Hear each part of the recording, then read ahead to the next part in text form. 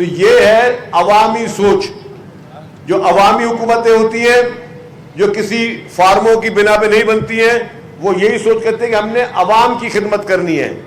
ہاں, جو ہمیشہ بیک ڈور کے ذریعے کبھی اقتدار میں آتے ہیں وہ پھر اپنی اپنی سازشیں کر رہے ہوتے ہیں. لیکن جو لوگ عوام کے ووٹوں سے منتخب آتے ہیں, جن کا جینا اور جن کا مرنا جو ہے وہ عوام کے ووٹوں کے ذریعے ہوتا ہے, تو وہ عوام کی خدمت کرتے ہیں. اس طرح سندھ بھر میں جتنی بھی اسکیمیں ہیں, جو کوئلے کی اسکیم چل رہی ہے, کول کی, جو انرجی کی اسکیمز چل رہی ہیں, اسٹیٹ آف دی آرٹ سڑکیں جہاں جہاں پہ سندھ میں پروونشل روڈز ہیں وہ سب سے بہتر بنے ہوئے, جہاں جہاں پہ فیڈرل گورنمنٹ کے روڈز ہیں ان کا بس اللہ تعالیٰ رحم کرے.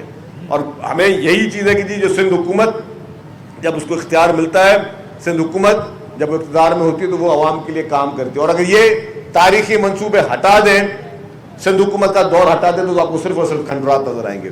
تو یہ کریڈٹ پاکستان پیپلز پارٹی کی سندھ حکومت کو جاتا ہے کہ ہر موقع پہ اپنے عوام کے ساتھ ہوتی ہے, عوام کے لیے کام کر رہی ہے.